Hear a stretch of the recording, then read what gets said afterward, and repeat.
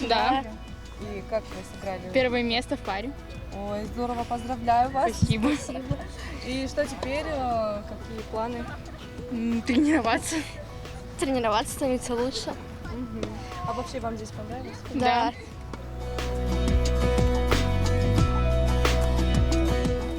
Мне этот вид спорта нравится, динамичная, интересная. И для нашего вида спорта он тоже очень подходит, потому что постоянно в движении, и на скорости, и координация хорошая вырабатывается. Так что все такие виды спорта мне по душе.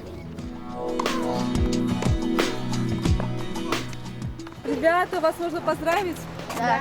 Да, здорово. Поздравляем вас тогда с хорошей, отличной игрой. Как настроение, как ощущения? Все хорошо. Ну как, тяжело было?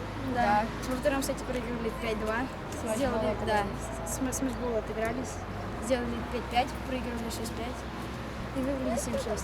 Подружились уже, да, наверное? Да. Я смотрю, у вас даже одинаковые по папе. Да. Где, кстати, нашли? Мы когда в горы ездили там.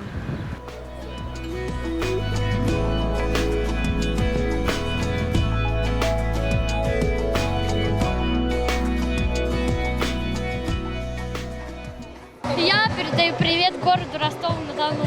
А я передаю привет Самаре. А я передаю привет Тольятти. Я передаю привет Химки.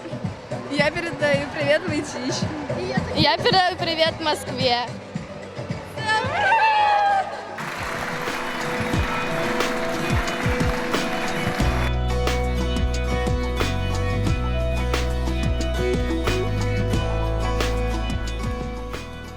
На первенство Европы, как нам сообщила Федерация тенниса России, пройдут победители и призеры. Они сейчас поедут на сбор в Москве. Будет проходить 13 июля универсбор в ЦСКА. А все, кто здесь выиграли соревнования и были призерами, будут проходить сбор. Там будет на этом сборе уже отбор кандидатов на первенство Европы, который пройдет в конце июля в Чехии. Наша Нина Сазонова попадает на сбор.